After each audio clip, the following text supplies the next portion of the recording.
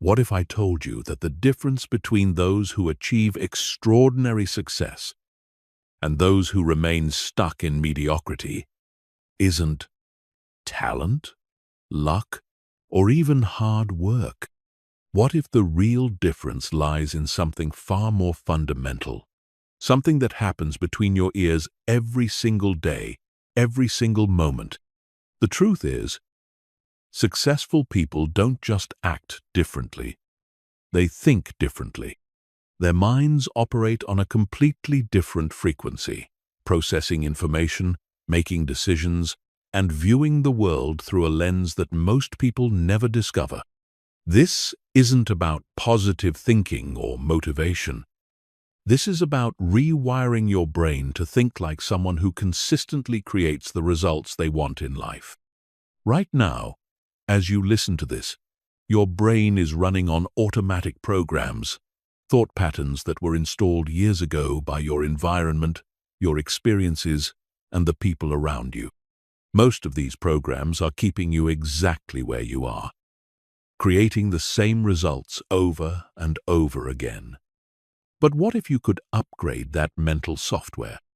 What if you could think like the most successful people who have ever lived? Today, you're going to discover the 15 core thinking patterns that separate winners from everyone else. These aren't theories or concepts. These are the actual mental frameworks that billionaires, world-class athletes, innovative leaders, and breakthrough achievers use every single day. By the end of this journey, you'll have the blueprint to transform not just how you think, but how you live. Chapter 1. Think in possibilities, not limitations. The first and most fundamental difference between successful people and everyone else is how they perceive reality itself. While most people look at the world and see what's impossible, what's difficult, or what can't be done, successful people have trained their minds to see what's possible, what opportunities exist, and what could be created. This isn't about blind optimism or ignoring reality. This is about understanding that your brain is a pattern recognition machine, and whatever patterns you train it to look for, it will find more of. When you consistently focus on limitations, your brain becomes an expert at spotting them everywhere. It filters out opportunities, minimizes possibilities, and keeps you trapped in a narrow view of what's achievable. Successful people understand that limitations are often illusions created by conventional thinking. They've learned to question assumptions that others take for granted. When someone says, "That's impossible," a successful person immediately asks, "Impossible for whom?" When faced with a challenge, instead of immediately thinking about why it can't be done, they start with the assumption that there must be a way, and their job is to find it. Consider how Jeff Bezos thought when he started Amazon. The conventional wisdom said that people would never buy books online because they wanted to touch and feel them first.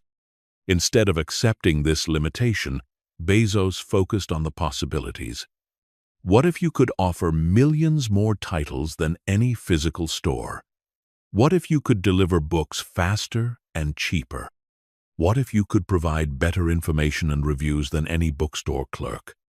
He saw possibilities where others saw limitations.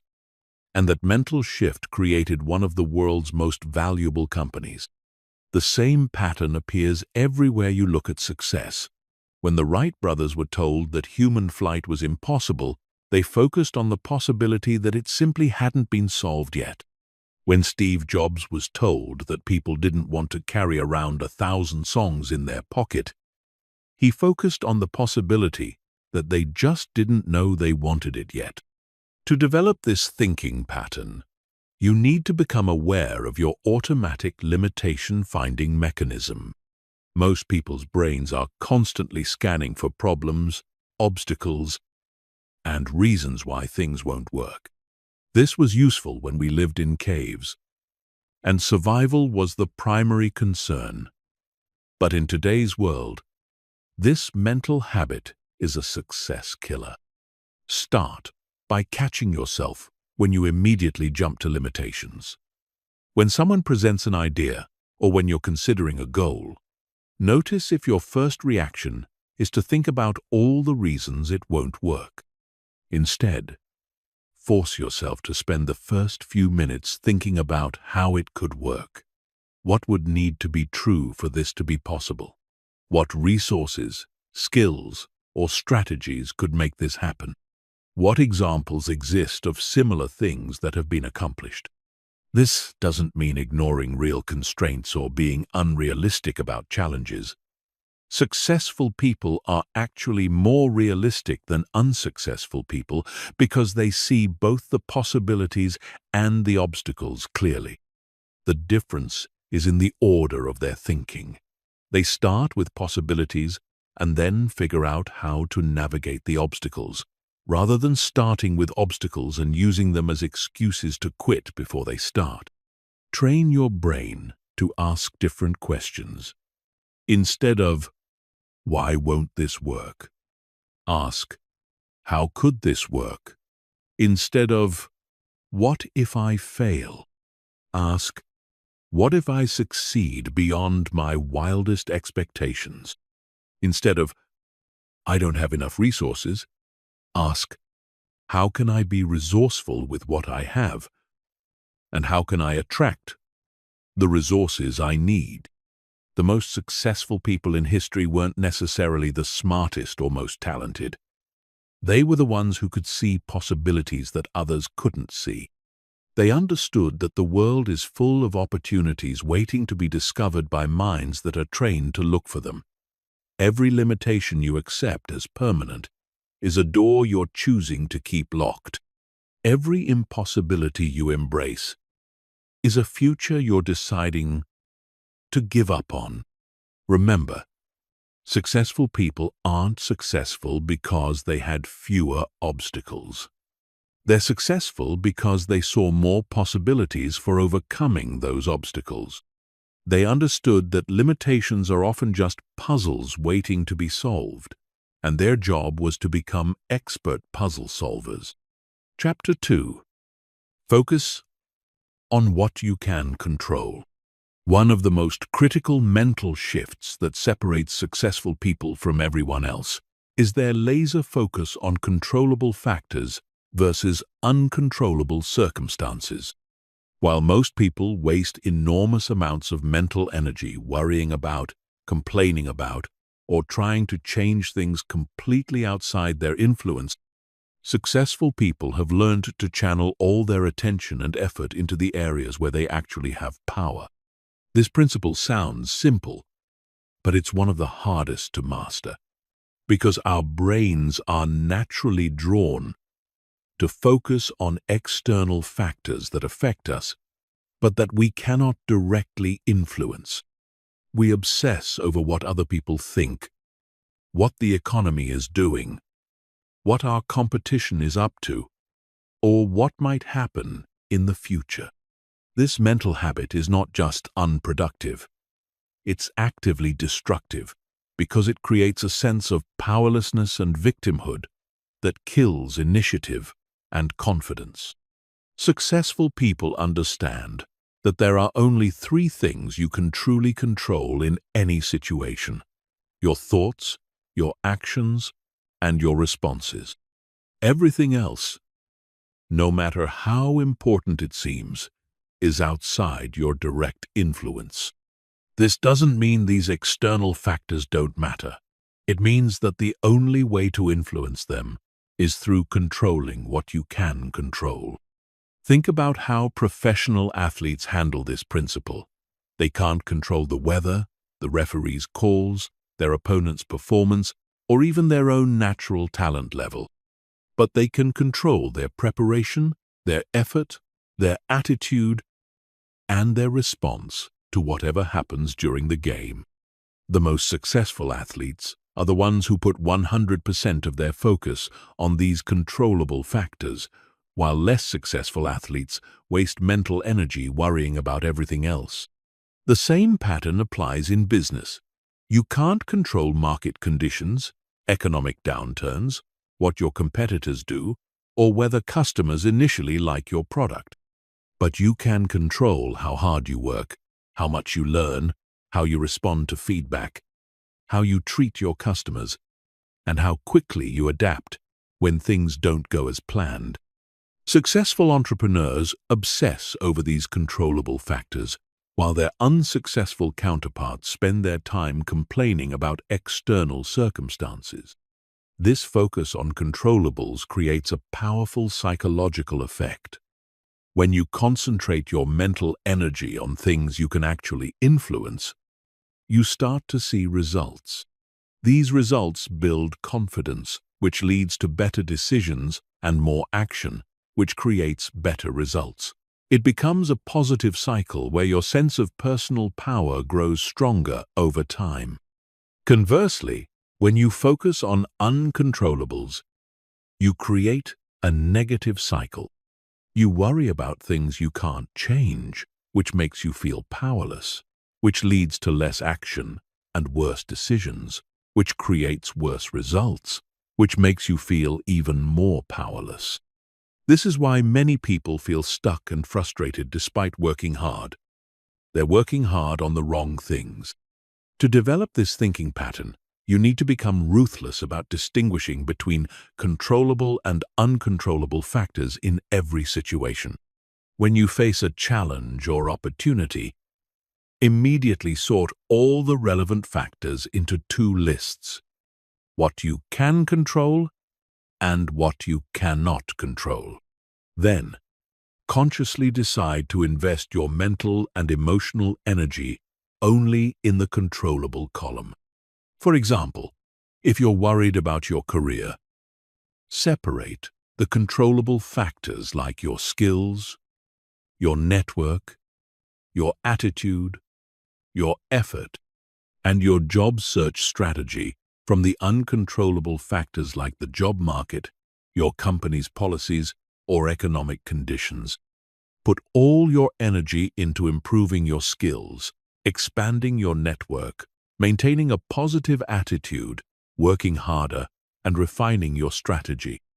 Accept the economic conditions as they are, and focus on positioning yourself to succeed regardless of external circumstances. This doesn't mean being passive about external factors. It means understanding that the only way to influence them is indirectly, through your controllable actions. You can't control whether people like you, but you can control how valuable you make yourself to them.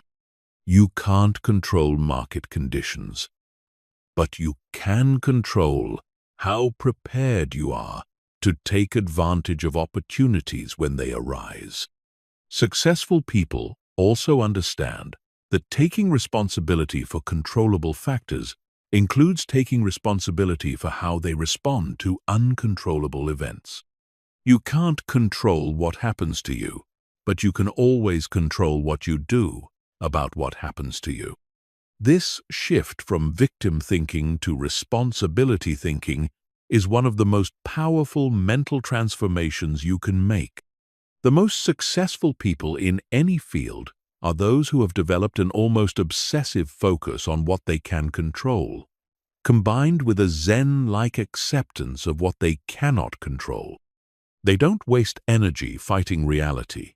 They invest energy creating the reality they want within the constraints that exist. Chapter 3. See failure as feedback, not finality. Perhaps no thinking pattern separates successful people from unsuccessful people more dramatically than their relationship with failure. While most people view failure as a verdict on their abilities, a source of shame, or a reason to quit, successful people have completely reframed failure as valuable information that guides them towards success. This mental shift is not just about staying positive after setbacks. It's about fundamentally changing what failure means to you. For unsuccessful people, failure is personal evidence that they're not good enough, smart enough, or capable enough. For successful people, failure is impersonal data about what approaches don't work, what assumptions were incorrect, or what skills need to be developed.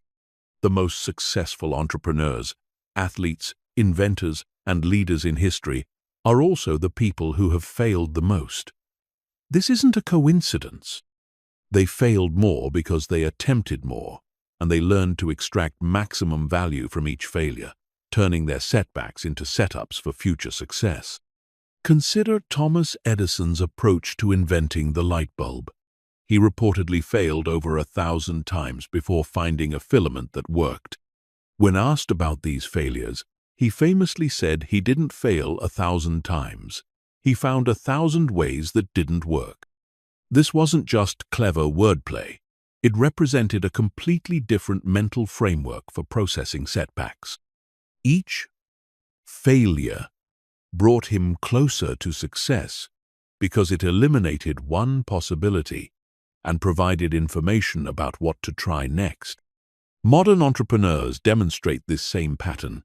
Sarah Blakely, the founder of Spanx, credits her success to her father's unusual approach to failure. Every night at dinner, he would ask his children about their failures that day. And if they hadn't failed at anything, he would be disappointed. This taught her that failure wasn't something to avoid, but something to pursue, because it meant she was trying new things and learning. The key to developing this thinking pattern is to separate your identity from your results. When you tie your self-worth to your outcomes, failure becomes a personal attack on who you are as a person. When you understand that you are not your results, failure becomes simply information about what happened, not a statement about who you are. Successful people have learned to ask different questions when they encounter setbacks. Instead of, "Why does this always happen to me?" they ask, "What can I learn from this?" Instead of, "I'm such a failure," they think, "This approach failed." Instead of, "I should just quit," they wonder, "What would I do differently next time?" This reframing process turns every failure into a learning laboratory. Each setback becomes a chance to gather data, test assumptions, refine strategies, and build resilience. Over time, this creates a massive competitive advantage because while others are paralyzed by the fear of failure, successful people are actively using failure as a tool for improvement. The feedback mindset also changes how you take risks. When failure is devastating, you naturally avoid situations where failure is possible. This keeps you trapped in your comfort zone, where growth is minimal. When failure is simply feedback, you become much more willing to try new approaches, take calculated risks, and push beyond your current limitations. To implement this thinking pattern, start treating every disappointment, setback, or failure as a source of valuable information. When something doesn't go as planned, immediately shift into learning mode. Ask yourself, what assumptions did I make that turned out to be wrong? What skills do I need to develop? What would I do differently if I could try again? What did this experience teach me about myself, my approach, or my environment? Create a failure resume alongside your regular resume. Document your significant failures and, more importantly, what you learned from each one. This practice will train your brain to automatically look for lessons in setbacks rather than reasons to feel bad about yourself. Remember that every expert in every field was once a beginner who made countless mistakes. The difference between experts and beginners isn't that experts don't fail. It's that experts have learned to fail forward. They've developed the mental skill of extracting maximum learning from minimum success and maximum growth from maximum setbacks. Successful people understand that failure is not the opposite of success. It's a stepping stone to success. They know that the path to mastery is paved with mistakes. And their job is not to avoid those mistakes, but to make them as quickly and cheaply as possible while extracting maximum learning from each one. Chapter 4. Think systematically about goals. One of the most distinctive characteristics of successful people is how they approach goal setting and achievement. While most people set vague aspirations or hope for better outcomes, successful people think in terms of systems, processes, and strategic frameworks that make success predictable rather than accidental. The difference between successful and unsuccessful people isn't that successful people set bigger goals, it's that they think more systematically about how to achieve those goals. They understand that goals are not achieved through motivation and willpower alone, but through the design and implementation of systems that make desired outcomes inevitable. Most people focus on the goal itself: losing weight, making more money, finding a better relationship, or starting a business. Successful people focus on the system that produces the goal, the daily habits that create health, the skills and strategies that generate income, the personal development that attracts better relationships, or the processes that build sustainable businesses. This systematic thinking starts with breaking down large goals into smaller, manageable components. Instead of saying, "I want to be successful," a successful person defines exactly what success means in measurable terms, identifies the key factors that contribute to that type of success, and then creates specific action plans for improving each factor. For example, if the goal is to build $1 million business, systematic thinking would break this down into revenue targets, customer acquisition numbers, product development milestones, and operational benchmarks. Each of these areas would then be broken down further into daily and weekly actions that compound over time to create the desired result.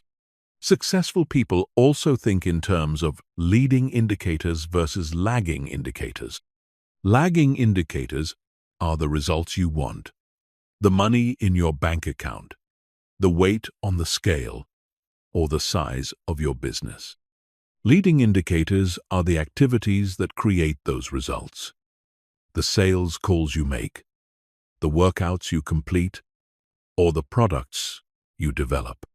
While most people obsess over lagging indicators, successful people focus on leading indicators because those are what they can directly control. This systematic approach extends to time management and priority setting. Successful people don't just work hard, they work systematically. They identify the 20% of activities that produce 80% of their results, and they design their schedules around maximizing time spent on these high-impact activities. They understand that being busy is not the same as being effective, and effectiveness comes from systematic focus on what matters most. Successful people also build systems for learning and skill development. They don't just hope to get better at important skills. They create structured approaches for improvement. They seek out mentors, invest in training, practice deliberately, and track their progress systematically. They understand that skill development, like goal achievement, is not accidental but the result of systematic effort applied consistently over time. Another key aspect of systematic thinking is building redundancy and backup plans. Successful people don't just have one strategy for achieving their goals, they have multiple pathways to success. They anticipate potential obstacles and create contingency plans. They diversify their approaches so that if one method doesn't work, they have alternatives ready to implement. The systematic approach also includes regular review and adjustment periods. Successful people don't just set goals and hope for the best. They schedule regular times to evaluate their progress, assess what's working and what isn't, and make necessary adjustments to their systems. They treat goal achievement as an iterative process of experimentation, measurement, and refinement. To develop systematic thinking about your goals, start by choosing one important goal and reverse engineering it into a complete system. Identify all the factors that contribute to that outcome, determine which factors you can influence, and create specific action plans for each area. Break down your annual goal into quarterly milestones, monthly targets, weekly priorities, and daily actions. Create tracking systems that allow you to monitor your leading indicators, not just your results. If your goal is career advancement, track things like skills developed, networking events attended, projects completed, and feedback received. Not just promotions or salary increases. These leading indicators will give you real-time feedback about whether you're on track long before the final results become apparent. Build accountability systems that keep you consistent with your planned actions. This might include working with a mentor, joining a mastermind group, or simply scheduling regular review sessions with yourself. The key is creating external pressure that helps you maintain consistency even when motivation fluctuates. Remember that goals are achieved through systems, and systems are implemented through consistent daily actions. The most successful people in any field are those who have learned to design and implement systems that make their success predictable and sustainable, rather than dependent on luck, mood, or external circumstances. Chapter 5. Invest in yourself first. The most successful people in the world have one investment strategy that trumps all others. They consistently invest more in developing themselves than in any external opportunity. While most people spend their time and money on consumption, entertainment, or trying to impress others, successful people have learned that the highest return on investment always comes from improving their own knowledge, skills, capabilities, and mindset. This principle goes far beyond just spending money on education or training. It's about adopting a fundamental belief that you are your most appreciating asset, and that every dollar, every hour, and every ounce of energy you invest in making yourself more valuable will compound over time in ways that no external investment can match. Consider the difference in thinking between someone who spends their spare money on a new car versus someone who spends it on learning a high-value skill. The car immediately depreciates in value and creates ongoing expenses. The skill increases in value with practice, opens up new opportunities, increases earning potential, and can never be taken away. Over a lifetime, this difference in investment priorities creates vastly different outcomes. Successful people understand that in the modern economy, your earning potential is directly tied to the value you can create for others, and your ability to create value is determined by your knowledge, skills, network, and mindset. These are all areas where investment in yourself can create exponential returns. A skill that takes 6 months to learn might increase your income for the next 30 years. A mindset shift that takes weeks to internalize might change the trajectory of your entire life. The self-investment mindset also recognizes that external circumstances are constantly changing, but what you carry in your head travels with you everywhere. Economic downturns can wipe out financial investments, companies can fail, industries can become obsolete. But knowledge and skills are portable assets that can be applied in any environment. The person who has invested in developing themselves is far more adaptable and resilient than someone who has only invested in external assets. This thinking pattern shows up in how successful people spend their time outside of work. While most people spend their free time on entertainment and consumption, Successful people spend significant portions of their free time on activities that make them more capable. Reading books that expand their knowledge, taking courses that develop new skills, attending conferences that expose them to new ideas, or networking with people who challenge them to grow. Successful people also invest in their physical and mental health as foundational assets that support everything else they want to achieve. They understand that without energy, focus, and physical vitality, all other investments become less valuable. They invest in quality sleep, regular exercise, good nutrition, and stress management, not as luxuries, but as essential business expenses that improve their performance in every other area. The self-investment principle extends to investing in relationships and networks. Successful people understand that their network is their net worth, not just in terms of financial opportunities, but in terms of knowledge sharing, collaboration possibilities, and mutual support. They invest time and energy in building and maintaining relationships with other growth-oriented people who can accelerate their development.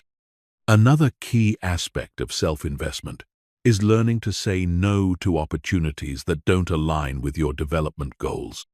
Successful people are selective about how they spend their time and energy because they understand that investing in yourself requires focus and consistency.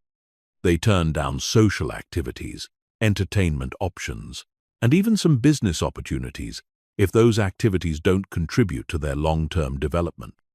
The self-investment mindset also includes investing in tools, resources, and environments that support your growth. This might mean spending money on a better workspace, higher quality tools, or access to information and resources that accelerate your learning. Successful people view these expenditures not as costs, but as investments that will pay dividends through improved performance and capabilities. To develop this thinking pattern, start by conducting an honest audit of how you currently invest your three most valuable resources: time, money, and energy.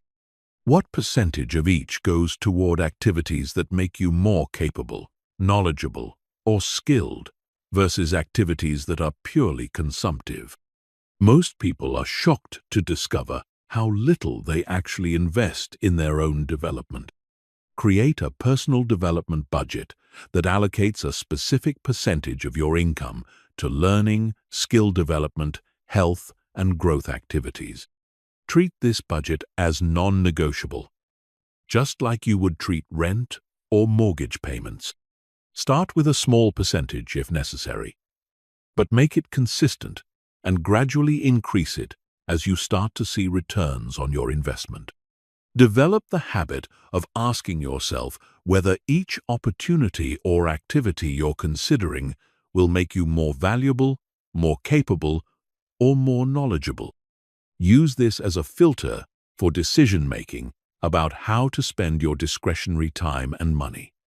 Choose growth over comfort, learning over entertainment, and development over consumption. Remember that successful people aren't successful because they had better opportunities or more luck. They're successful because they consistently invested in becoming the kind of person who could recognize and capitalize on opportunities when they appeared. They understood that the best investment they could make was in themselves, and they were willing to make that investment consistently over many years, even when the returns weren't immediately visible. Chapter 6. Think like an owner, not an employee. One of the most profound mental shifts that separates successful people from everyone else is the transition from employee thinking to owner thinking. This isn't just about starting a business or becoming an entrepreneur, though many successful people do that eventually. It's about adopting a completely different mindset toward responsibility, initiative, problem-solving, and value creation, regardless of your current employment situation. Employee thinking is characterized by doing what you're told, staying within defined boundaries, following established procedures, and expecting others to provide direction, motivation, and solutions. It's about trading time for money and viewing work as something you have to do rather than something you choose to do. This mindset creates a sense of limitation and dependence that keeps people trapped in mediocrity. Owner thinking, on the other hand, is characterized by taking full responsibility for outcomes, looking for ways to create value, solving problems proactively, and thinking strategically about long-term results. It's about understanding that your success is entirely up to you and that no one else is coming to save you or make your life better. This mindset creates a sense of empowerment and possibility that drives extraordinary achievement. The difference shows up immediately in how people respond to problems and challenges. When something goes wrong, employee thinkers ask, "Whose fault is this?" or "Who's going to fix this?" Owner thinkers ask, "How can I solve this?" or "What can I learn from this situation?" Employee thinkers wait for someone else to provide solutions. Owner thinkers start working on solutions immediately. This mental shift dramatically changes how you approach your current job, even if you're working for someone else. Instead of doing the minimum required to avoid getting fired, you start thinking about how to create maximum value for your employer, customers, and colleagues. Instead of watching the clock and counting down to quitting time, you start looking for opportunities to contribute beyond your job description.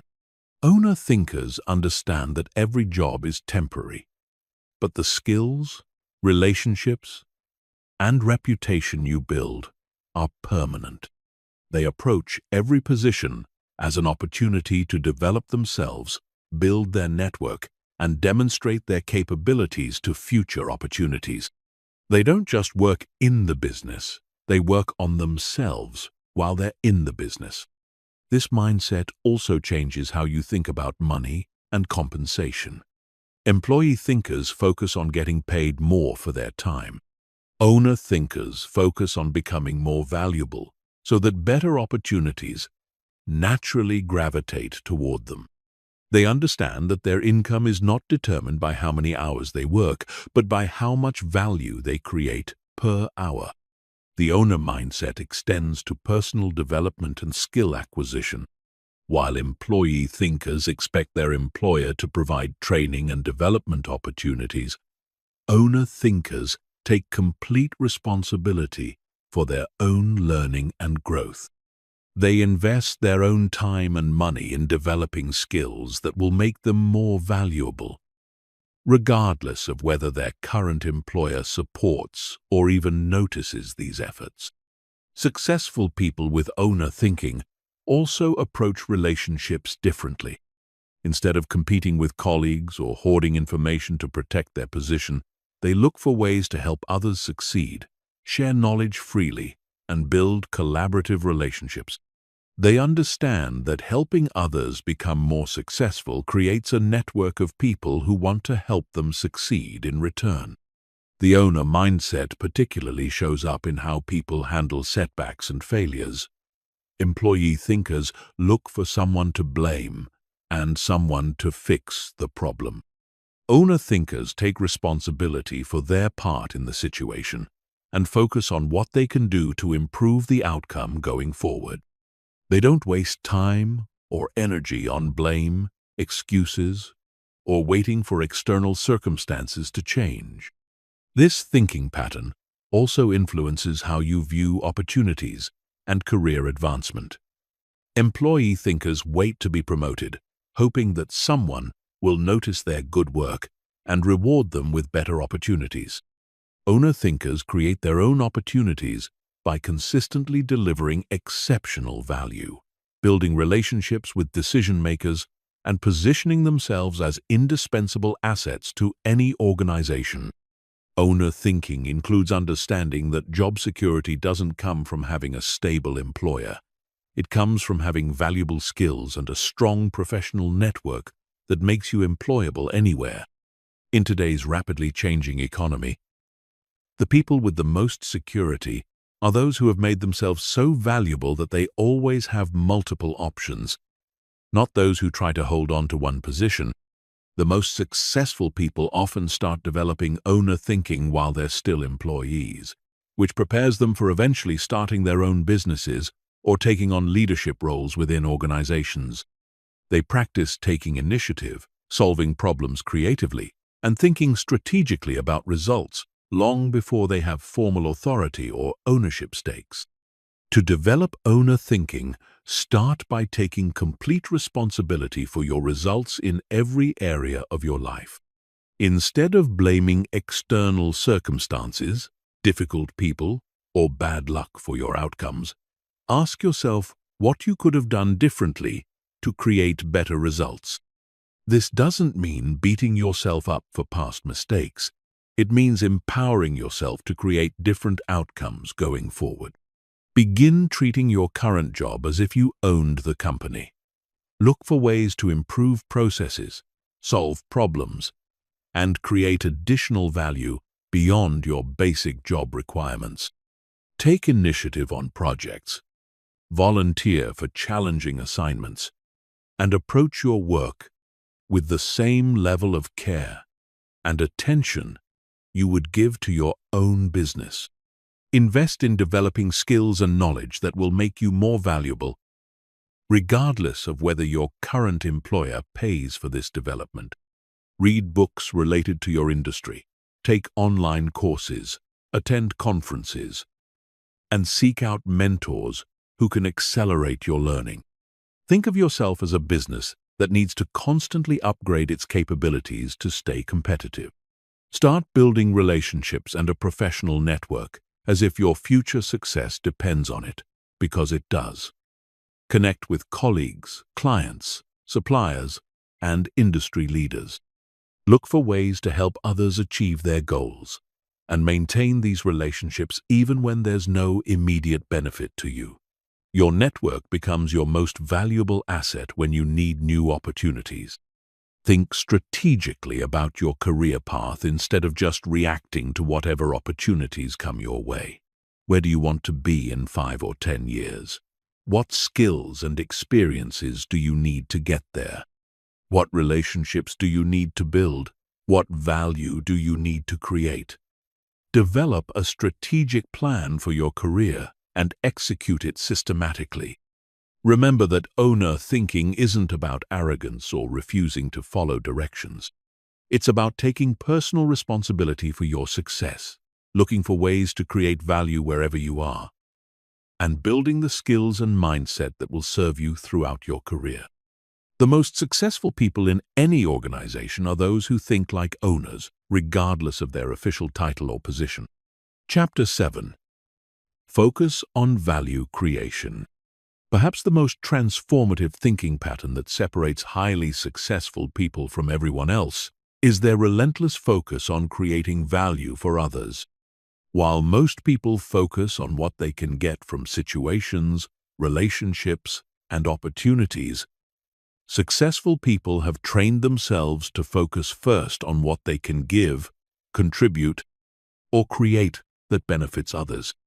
This isn't about being altruistic or sacrificing your own interests for others. It's about understanding a fundamental principle of success. The amount of value you receive in life is directly proportional to the amount of value you create for others. Your income, your relationships, your opportunities, and your overall success are all determined by how much value other people receive from knowing you, working with you, or doing business with you. Most people have this backwards. They focus on what they want to get out of every situation, how much money they can make, what benefits they can receive, how others can help them achieve their goals. This creates a scarcity mindset that actually repels the very things they're trying to attract. When people sense that you're primarily focused on what you can get from them, they naturally become defensive and less willing to help you. Successful people understand that the fastest way to get what you want is to help other people get what they want. They approach every interaction with the question, "How can I be helpful?" rather than, "What can I get out of this?" This shift in focus creates a completely different dynamic in relationships and opportunities. Value creation thinking shows up in how successful people approach their careers. Instead of focusing primarily on salary, benefits, and advancement opportunities, they focus on how they can solve problems, improve processes, and create results that benefit their employer and colleagues. They understand that when you make yourself incredibly valuable to others, compensation and advancement become natural byproducts. This mindset also transforms how successful people build businesses. Instead of starting with how much money they can make, they start with what problems they can solve or what needs they can meet in the marketplace. They focus on creating products or services that genuinely improve people's lives, knowing that if they create enough value for enough people, financial success will follow automatically. The value creation mindset extends to personal relationships as well. Successful people focus on being the kind of person others want to be around. Someone who listens well, offers helpful advice, provides emotional support, and celebrates others' successes. They understand that strong relationships are built on mutual value exchange, and they make sure they're contributing at least as much as they're receiving. In networking situations, while most people focus on collecting business cards and making contacts who might be useful to them, successful people focus on learning about others' challenges and goals, so they can provide helpful introductions, resources, or advice. This approach builds much stronger and more lasting professional relationships because people remember those who helped them, not those who tried to use them. Value creation thinking also influences how successful people handle problems and conflicts. Instead of focusing on blame or protecting themselves, they focus on finding solutions that benefit everyone involved. They approach conflicts as opportunities to create win-win outcomes rather than zero-sum battles where someone has to lose. The most successful people understand that there are different types of value they can create. There's economic value, helping others make money, save money, or achieve financial goals. There's functional value, solving practical problems or making processes more efficient. There's emotional value, providing encouragement, inspiration, or emotional support. There's social value, helping people connect with others or improve their relationships. And there's educational value, teaching others new skills or sharing useful knowledge.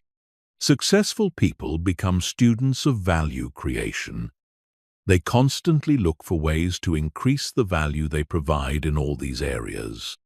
They ask themselves questions like, what problems do the people around me face that I could help solve?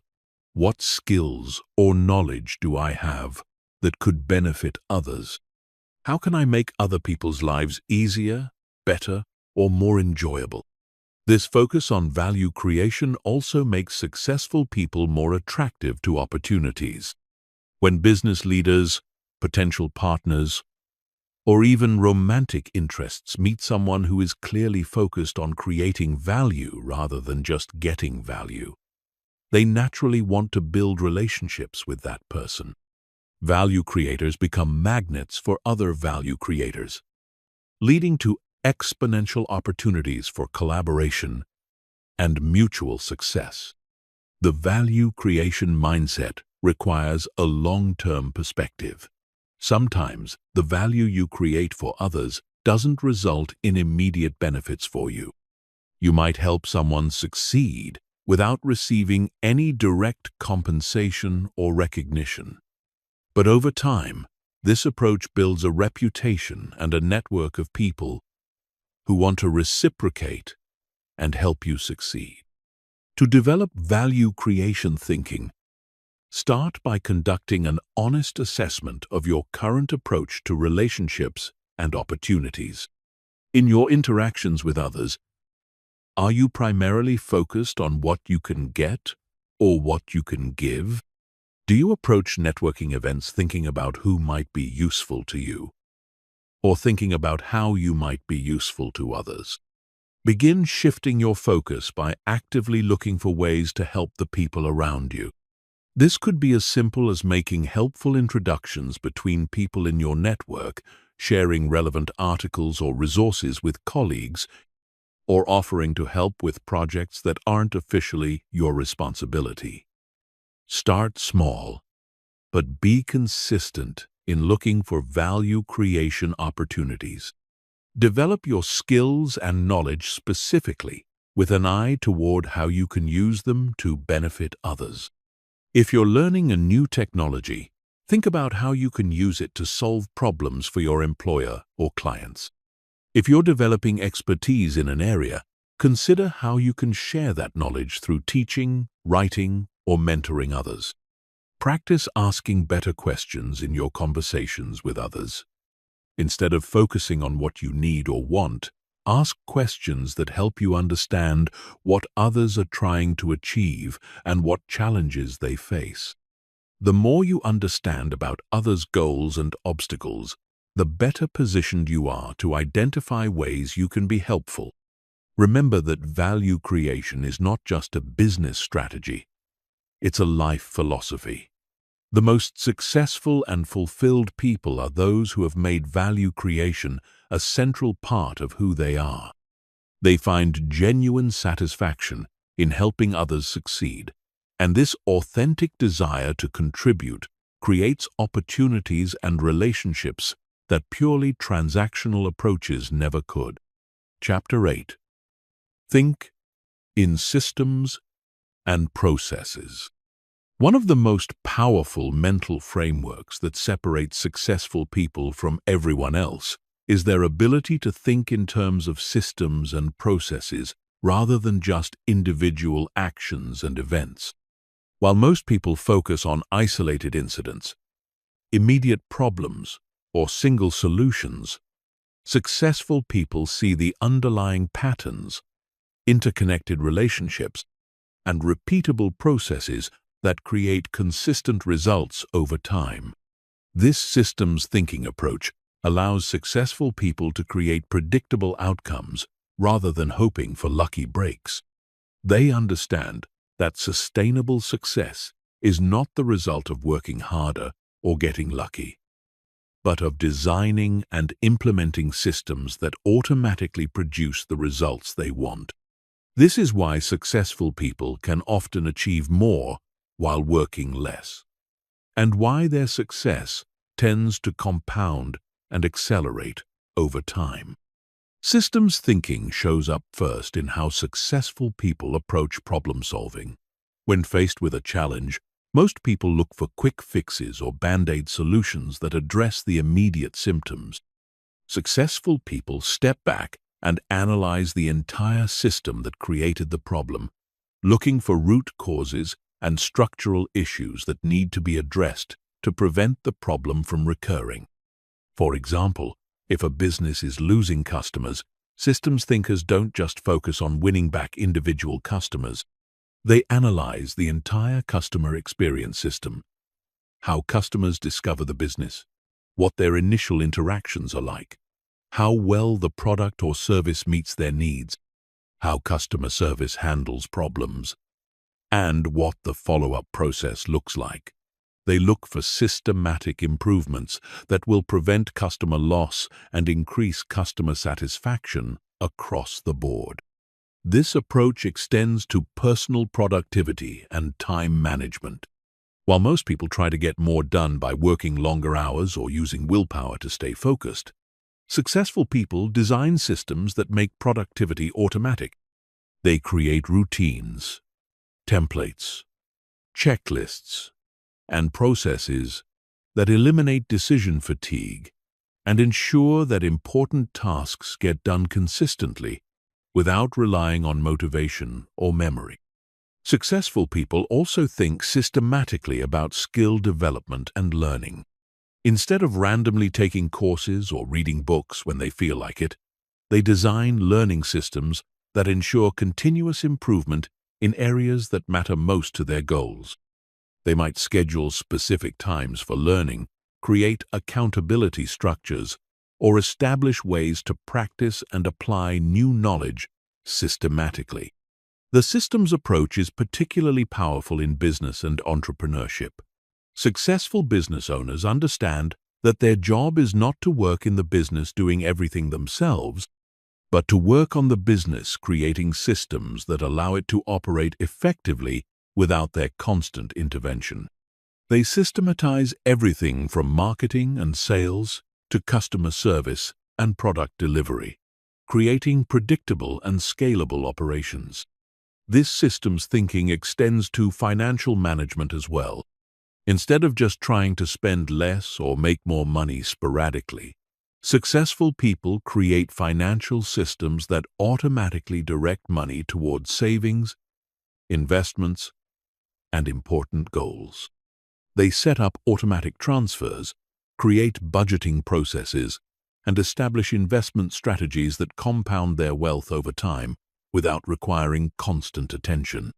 Successful people also apply systems thinking to their relationships and networks. Instead of randomly meeting people and hoping for the best, they create systematic approaches to building and maintaining professional relationships. They might have systems for staying in touch with contacts, processes for meeting new people in their industry, or structured approaches to providing value to their network.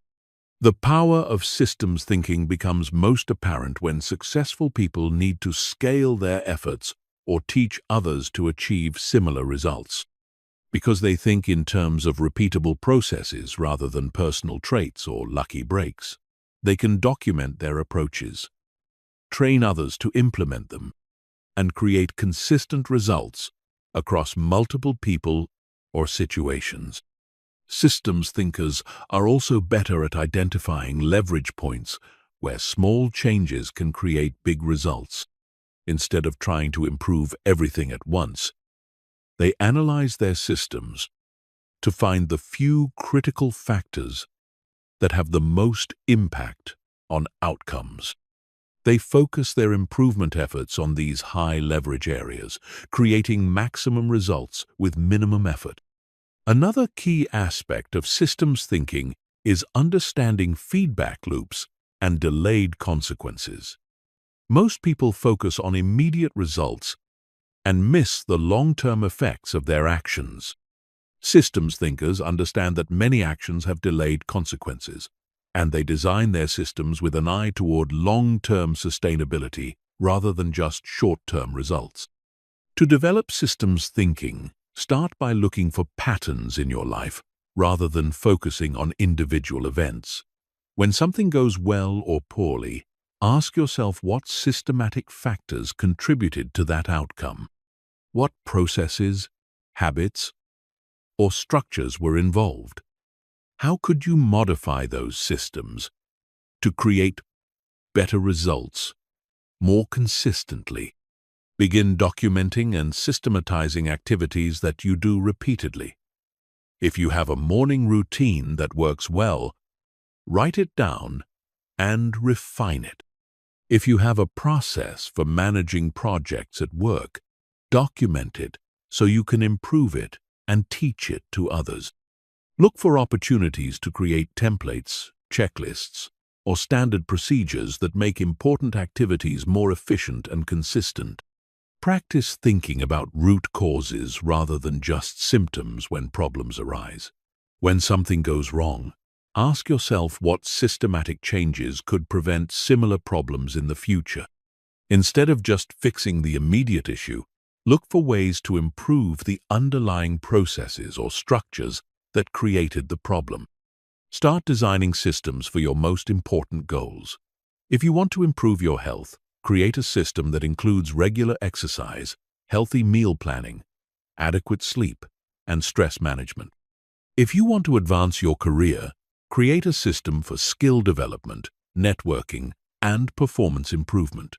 Make your success automatic rather than dependent on daily motivation.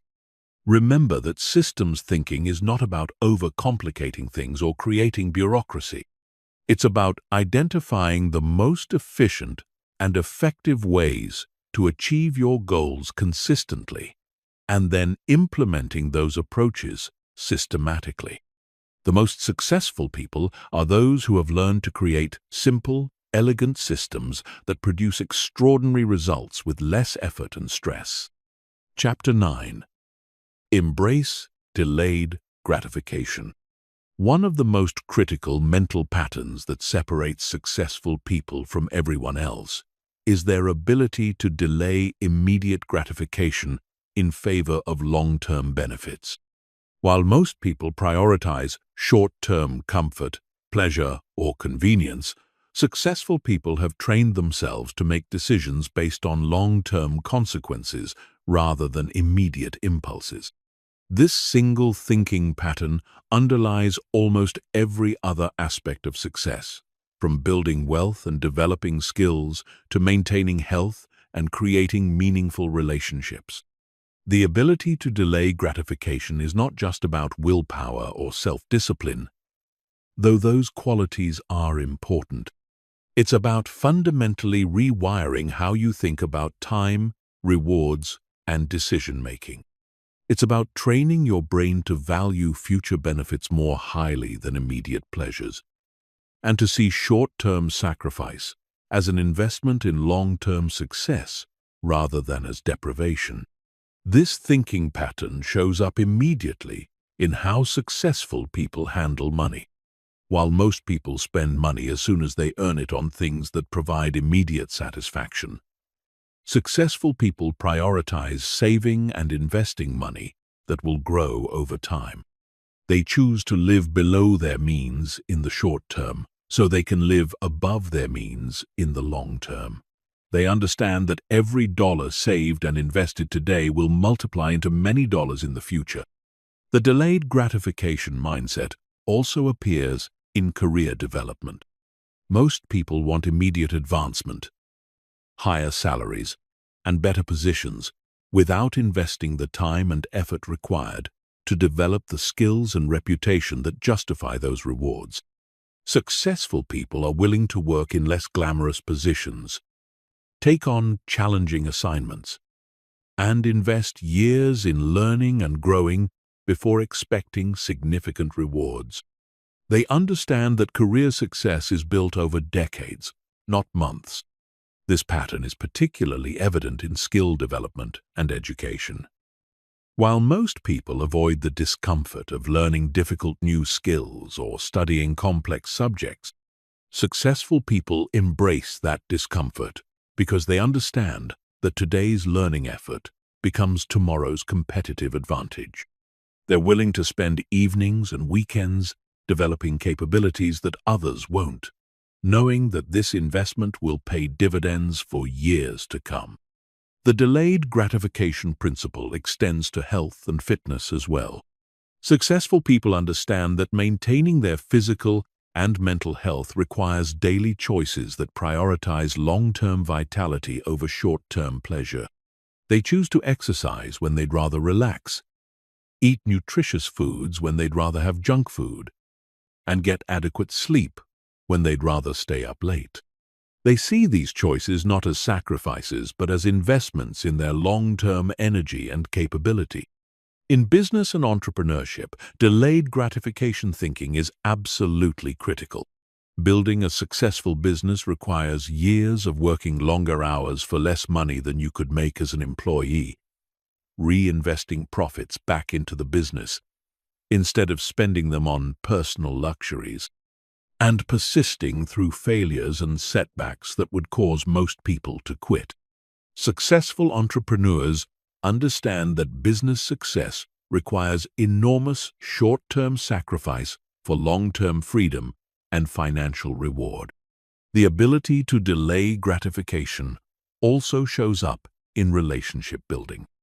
While most people want immediate connection and intimacy, successful people understand that the strongest relationships are built slowly over time through consistent trust building, mutual support, and shared experiences. They're willing to invest time and energy in relationships long before receiving significant benefits, knowing that these investments create lasting bonds that provide support and opportunities for decades. This thinking pattern requires a sophisticated understanding of compound effects. Just as money compounds when invested, so do skills, relationships, reputation, and habits. Successful people understand that small, consistent actions taken over long periods create exponential results that far exceed the sum of the individual actions. They're willing to make small sacrifices daily because they understand how these compound into massive advantages over time. Delayed gratification thinking also changes how you handle setbacks and failures. Instead of seeking immediate relief from disappointment through distraction or giving up, successful people lean into the discomfort and use it as motivation to work harder and learn more. They understand that the pain of failure is temporary, but the lessons and resilience gained from working through that pain last forever. The most successful people have learned to find satisfaction in the process of working toward long-term goals rather than needing immediate rewards to stay motivated. They've trained themselves to feel good about making the right choices, even when those choices don't provide immediate benefits. They derive pleasure from discipline itself, knowing that disciplined choices compound into extraordinary outcomes. To develop delayed gratification thinking, start by getting clear about your long-term goals and the specific benefits you'll receive by achieving them. Make these future benefits as vivid and emotionally compelling as possible. When you're tempted by short-term pleasures that conflict with your long-term goals, remind yourself specifically what you're working toward and why it's worth the sacrifice. Practice making small, delayed gratification choices consistently. If you want to build wealth, automatically save a percentage of every paycheck before you have a chance to spend it. If you want to improve your health, pack healthy lunches instead of buying convenience food. If you want to develop skills, spend 30 minutes every day learning instead of watching television. Start with small choices that build the mental muscle of delayed gratification.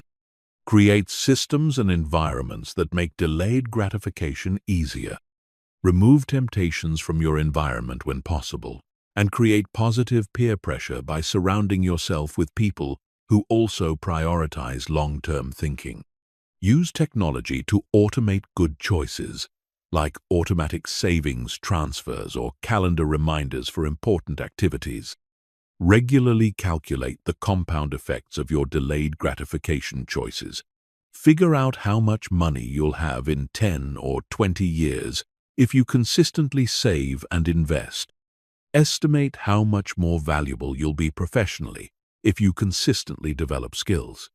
Visualize how much healthier and more energetic you'll be if you consistently make good health choices. Make the long-term benefits concrete and compelling. Remember that delayed gratification is not about depriving yourself of all pleasure or living a joyless life. It's about being strategic about which pleasures you choose and when you choose them. Successful people often enjoy more pleasure and luxury than anyone else, but they earn those rewards through disciplined choices that create long-term success, rather than seeking immediate gratification that undermines their future. Chapter 10. Think strategically about relationships. One of the most sophisticated thinking patterns that distinguishes highly successful people is their strategic approach to relationships. This doesn't mean being manipulative or treating people as tools to be used. Instead, it means understanding that relationships are the foundation of all success and approaching them with the same level of intentionality, investment, and long-term thinking that you would apply to any other critical asset in your life. Most people approach relationships reactively.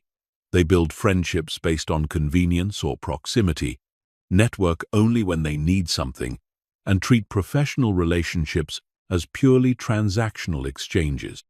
Successful people understand that relationships are the primary driver of opportunities, support, knowledge sharing, and personal growth, and they approach relationship building as one of their most important ongoing activities. Strategic relationship thinking starts with understanding that your network truly is your net worth, but not in the superficial way that phrase is often interpreted. It's not about collecting business cards or having the most LinkedIn connections. It's about building genuine, mutually beneficial relationships with people who can accelerate your growth, provide valuable perspectives, open doors to opportunities, and support you through challenges over the long term. Successful people think carefully about the types of relationships they need to support their goals, and then systematically work to build those relationships. They identify mentors who can guide their development, peers who can collaborate and share resources, and junior people they can mentor, and who might become valuable connections as their careers progress.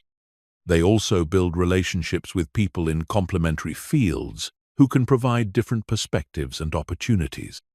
The strategic approach to relationships includes being generous with your time, knowledge, and resources long before you need anything in return. Successful people understand that the strongest relationships are built on mutual value creation. They look for ways to help others achieve their goals, make valuable introductions, share useful information, and provide support during difficult times. This generosity creates a network of people who want to reciprocate when opportunities arise. Strategic relationship thinking also involves being selective about who you spend time with. Successful people understand that you become like the people you spend the most time with, so they consciously choose to associate with others who are growing, achieving, and thinking at high levels. They limit time spent with negative, unambitious, or toxic people. Not out of arrogance, but out of understanding that relationships profoundly influence your mindset and outcomes. This selectivity extends to romantic relationships as well. Successful people understand that your life partner has more influence on your success than almost any other factor. They choose partners who support their growth, share their values, and complement their strengths, rather than simply choosing based on attraction or convenience. They understand that the right relationship can accelerate your success dramatically, while the wrong relationship can undermine everything else you're trying to achieve. Successful people also think strategically about maintaining relationships over time. They understand that relationships require ongoing investment and attention to remain strong. They create systems for staying in touch with important contacts, remembering significant events in people's lives, and finding ways to provide ongoing value to their network. They don't just reach out when they need something. They maintain regular contact to keep relationships warm and mutually beneficial. The strategic approach includes understanding different types of relationships and managing them appropriately. Some relationships are primarily professional and should be maintained at that level. Others can develop into deeper friendships that provide personal support and enjoyment beyond professional benefits. Successful people are clear about these distinctions and manage each type of relationship appropriately. Strategic relationship thinking also involves understanding reciprocity and balance. While successful people are generous with their help and support, they also pay attention to whether relationships are mutually beneficial over time. They invest more heavily in relationships with people who also look for ways to provide value, and they gradually reduce investment in relationships that become one-sided or parasitic. Another key aspect of strategic relationship thinking is diversification. Just as you wouldn't put all your financial investments in one stock, successful people don't rely on just one or two key relationships for all their opportunities and support. They build diverse networks that include people from different industries, backgrounds, age groups, and geographic locations. This diversification provides resilience and access to a broader range of opportunities and perspectives. Successful people also understand the importance of weak ties in addition to strong relationships. Research shows that many breakthrough opportunities come through acquaintances rather than close friends, because acquaintances travel in different circles and have access to different information and opportunities. Strategic relationship thinkers maintain large networks of weaker connections in addition to their core group of strong relationships. To develop strategic relationship thinking, start by mapping your current network and identifying gaps. What types of relationships do you need to support your goals that you don't currently have? Are you missing mentors, peers in your field, connections in other industries, or relationships with people at different career levels? Make a plan to systematically build relationships in areas where you have gaps. Begin approaching networking with a value-first mindset. Before attending networking events or reaching out to new contacts, think about what you can offer rather than what you hope to get. Prepare ways to be helpful to others, whether through introductions, information sharing, or offering your skills and expertise. This approach makes you much more attractive as a networking contact. Create systems for maintaining relationships over time. This might include keeping a simple database of important contacts with notes about their interests and goals, setting calendar reminders to reach out to people periodically, or establishing regular habits like sending article links or making introductions that provide value to your network. Invest time in building deeper relationships with a core group of high-potential connections, rather than trying to maintain superficial relationships with everyone you meet. Focus on finding ways to collaborate, support each other's goals, and create mutual value over time. These deeper relationships become your most valuable assets as your career progresses. Practice being genuinely interested in others, rather than just trying to be interesting yourself. Ask thoughtful questions about people's goals, challenges, and experiences. Listen actively to their responses and look for ways to be helpful. People are naturally drawn to those who show genuine interest in their success and well-being. Remember that strategic relationship thinking is not about using people or being manipulative. It's about recognizing that relationships are the foundation of all success and approaching them with the same level of intentionality and investment that you would apply to any other critical asset.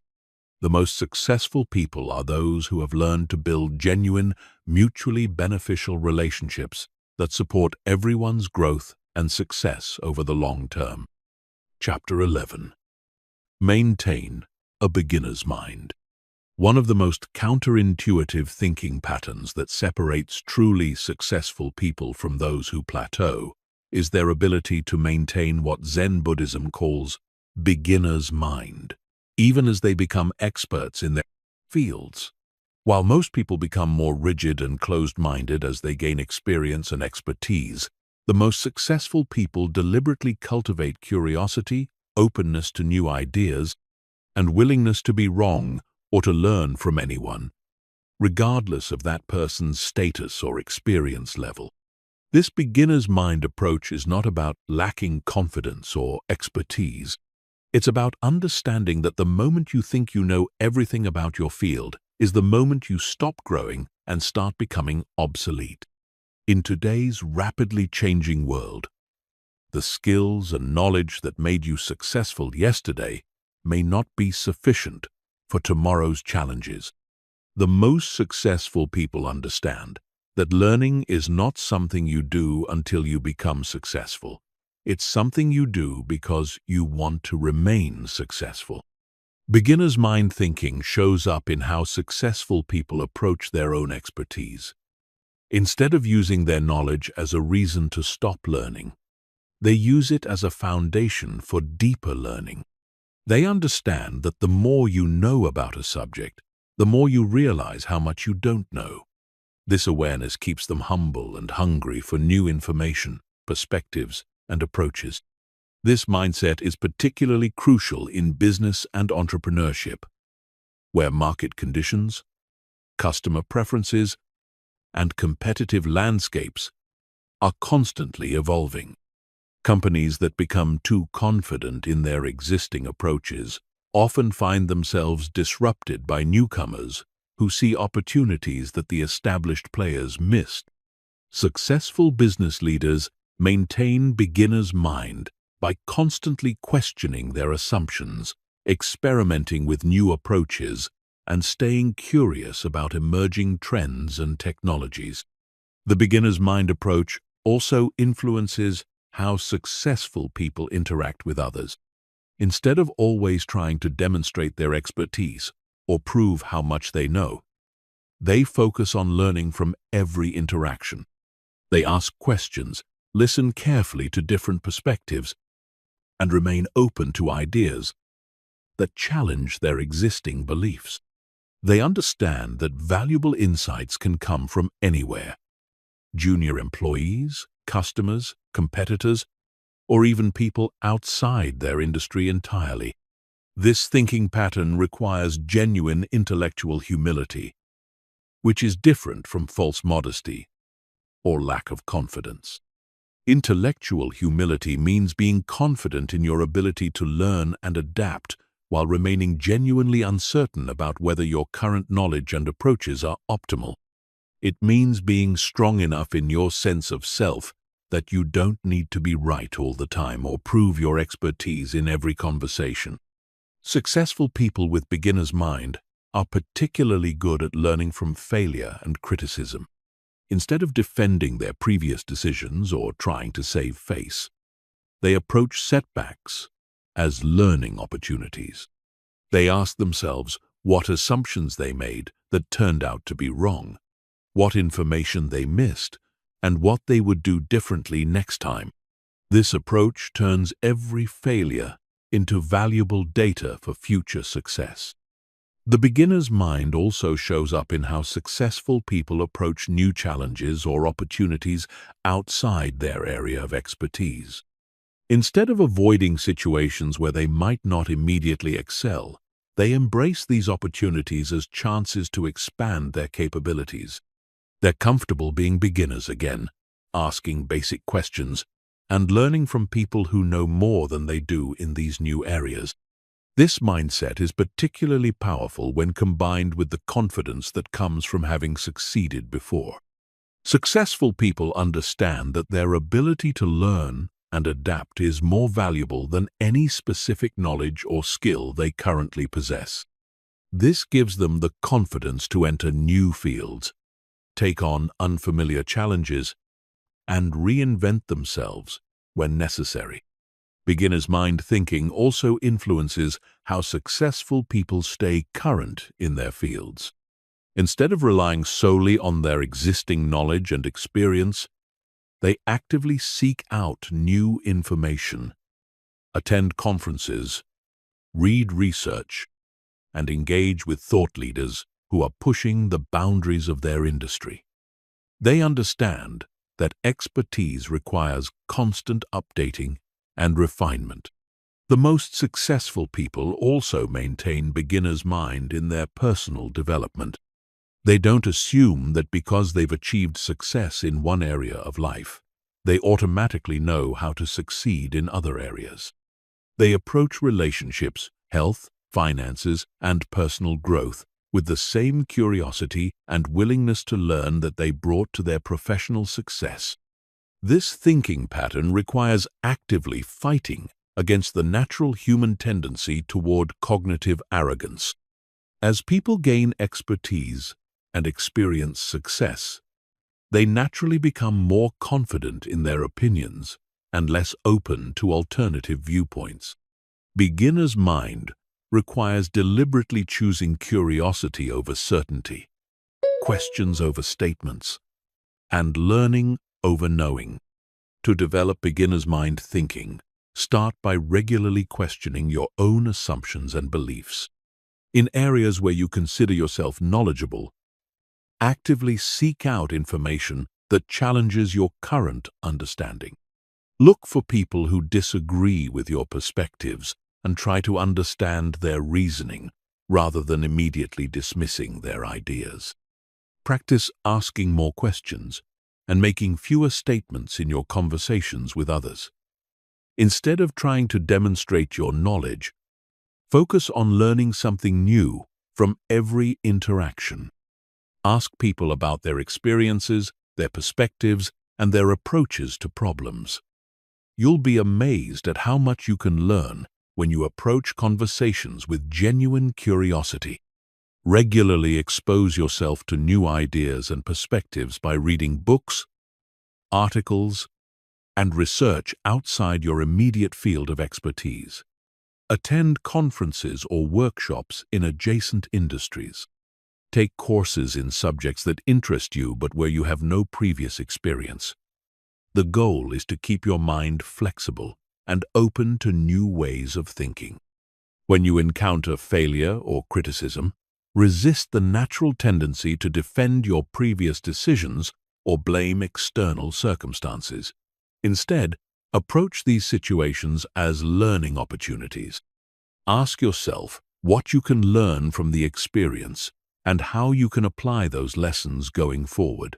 This approach turns every setback into valuable education. Make it a practice to identify at least one person who knows more than you do in areas that matter to your success, and then find ways to learn from them. This might mean finding a mentor, joining a mastermind group, or simply reaching out to experts in your field and asking thoughtful questions. The key is maintaining the humility to recognize that others have valuable knowledge to share. Remember that beginner's mind is not about lacking confidence or pretending to know less than you do. It's about balancing confidence in your ability to learn and succeed with humility about how much you still have to learn. The most successful people are those who never stop being students, regardless of how much they've already achieved.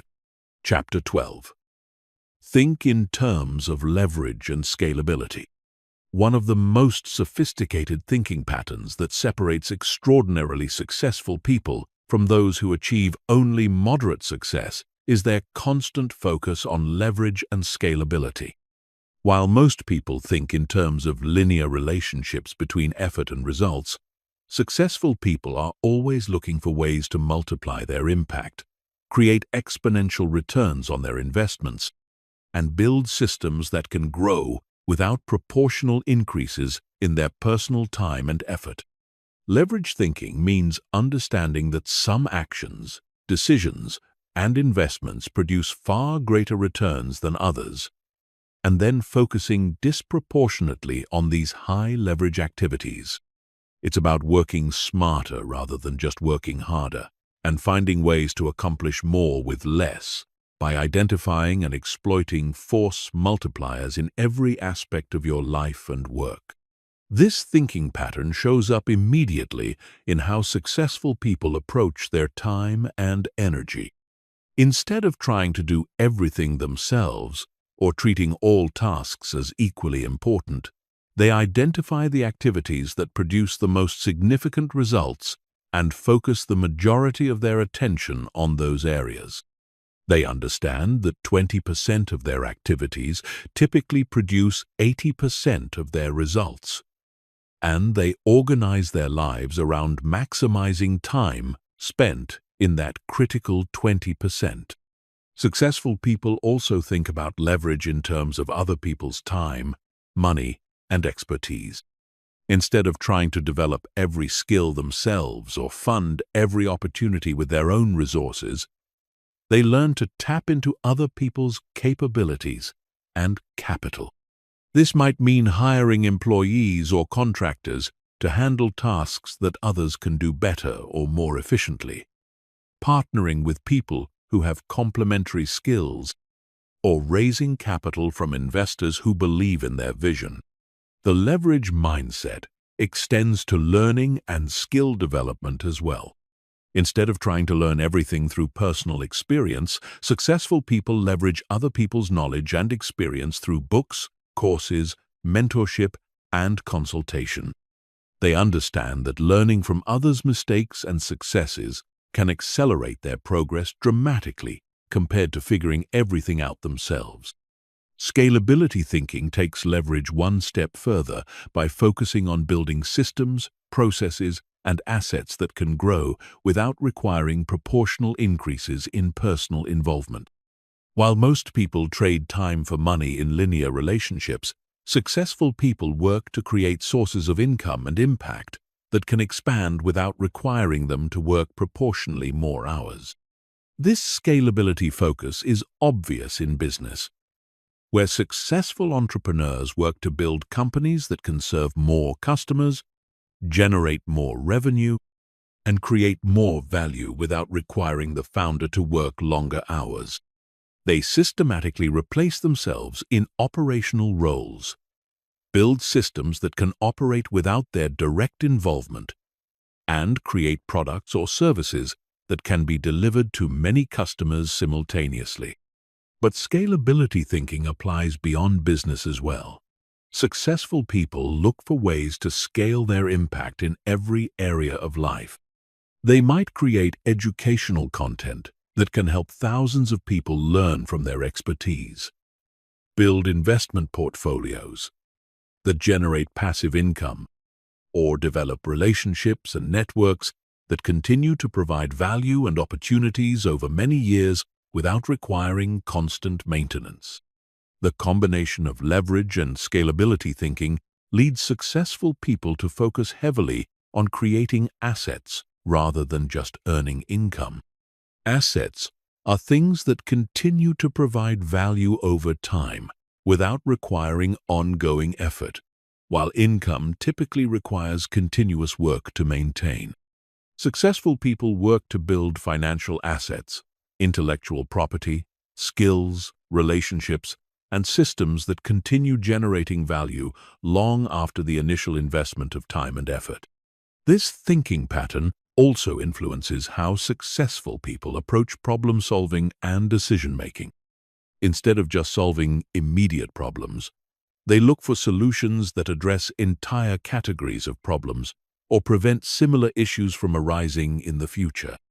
They invest more time upfront in creating systems and processes that eliminate the need to solve the same problems repeatedly. Successful people understand that leverage and scalability often require upfront investments that don't pay off immediately. Building systems, developing assets, and creating scalable approaches typically require more initial effort than just handling things manually or individually. But they're willing to make these investments because they understand the long-term benefits of exponential rather than linear growth. The leverage and scalability mindset also changes how successful people think about their role and identity. Instead of seeing themselves as people who do work, they see themselves as people who create systems that do work. Instead of being the person who solves every problem, they become the person who builds problem-solving capabilities. This shift allows them to have much greater impact while working less rather than more over time. This thinking pattern requires constantly asking different questions about every activity and opportunity. Instead of, "How can I do this faster?" successful people ask, "How can I eliminate the need to do this repeatedly?" Instead of, "How can I work harder?" they ask, "How can I create systems that work for me?" Instead of, "How can I solve this problem?" they ask, "How can I build capabilities that prevent this type of problem?" To develop leverage and scalability thinking, start by analyzing how you currently spend your time and identifying activities that produce disproportionate results. Look for patterns in your most successful outcomes and try to understand what factors made those results possible. Focus more of your attention on replicating and amplifying these high-leverage activities. Begin looking for opportunities to replace your personal effort with systems, tools, or other people's capabilities. This might mean automating routine tasks, delegating responsibilities to others, or investing in tools and technology that multiply your effectiveness. Start small, but consistently look for ways to accomplish the same results with less personal time investment. Think about ways to turn your knowledge, skills, and expertise into assets that can benefit multiple people or generate ongoing value. This might mean creating training materials, writing books or articles, developing processes that others can follow, or building products that serve many customers simultaneously. Practice thinking systematically about problems rather than just solving individual instances.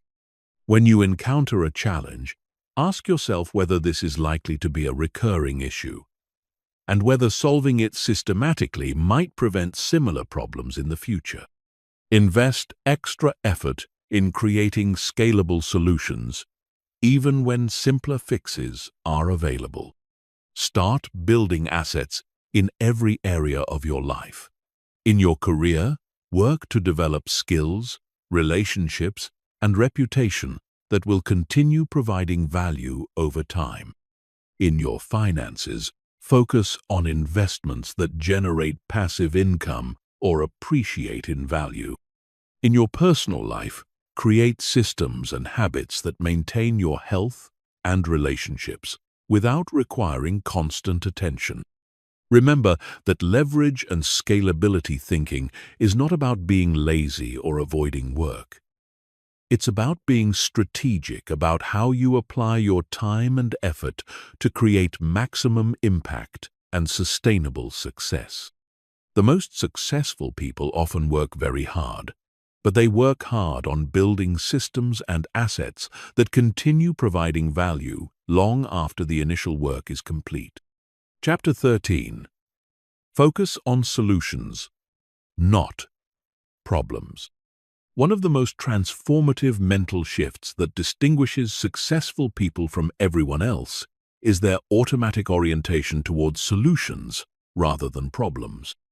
While most people naturally focus their attention on what's wrong, what's difficult, or what's not working, successful people have trained their minds to immediately shift from problem identification to solution generation. This isn't about ignoring problems or pretending they don't exist.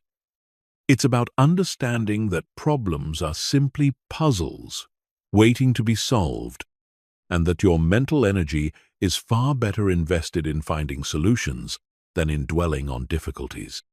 This solution-focused thinking pattern creates a completely different emotional and psychological experience when facing challenges. Most people encounter problems and immediately feel stressed, overwhelmed, or defeated because their minds become fixated on the difficulty of the situation.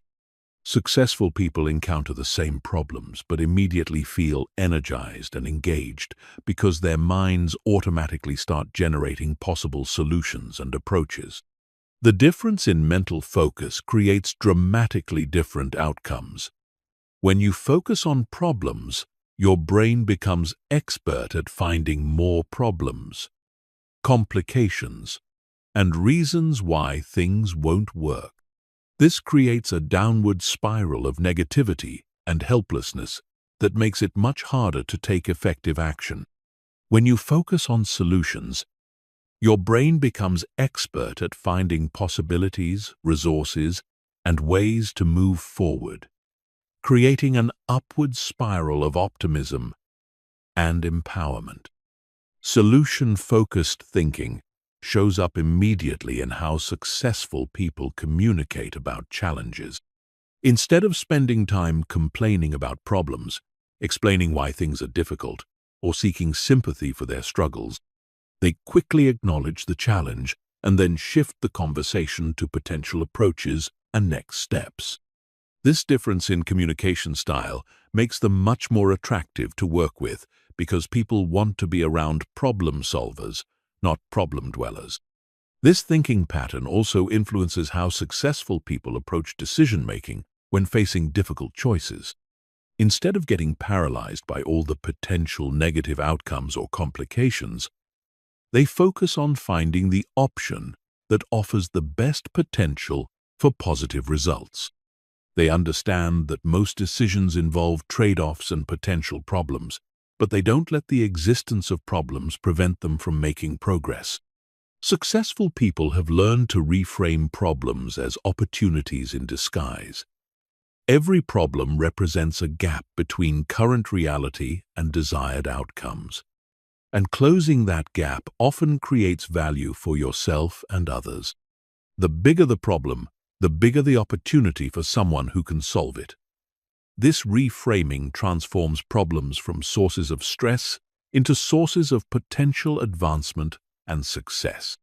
The solution-focused mindset particularly shows up in how successful people handle setbacks and failures. Instead of spending mental energy on blame, regret, or self-pity, they immediately shift to analysis and planning. What can we learn from this situation? What would we do differently next time? What steps can we take right now to improve the situation? This approach turns every setback into a stepping stone for future success. This thinking pattern also extends to how successful people view other people's limitations and difficulties. Instead of getting frustrated with others' shortcomings or using them as excuses for poor results, solution-focused thinkers look for ways to work around limitations, develop people's capabilities, or restructure situations to better utilize everyone's strengths. They understand that complaining about other people's limitations doesn't change those limitations, but finding ways to work effectively despite those limitations creates better outcomes for everyone. Solution-focused thinking requires developing comfort with uncertainty and incomplete information. Most problems don't come with obvious solutions, and the path forward is often unclear. Successful people have learned to take action based on the best available information while remaining flexible and adaptive as new information becomes available. They understand that perfect solutions rarely exist, but good solutions implemented quickly usually beat perfect solutions implemented slowly. This mindset also influences how successful people invest their time and energy when facing multiple challenges simultaneously. Instead of trying to solve every problem perfectly, they focus on identifying the few critical issues that, if resolved, would have the biggest positive impact on their overall situation. They understand that solving the right problems can eliminate many other problems automatically. The solution-focused approach includes understanding the difference between productive worry and unproductive worry. Productive worry involves thinking through potential problems in advance and developing contingency plans. Unproductive worry involves repeatedly thinking about problems without taking any action to address them. Successful people engage in productive worry as part of their planning process, but they avoid unproductive worry that drains energy without creating value.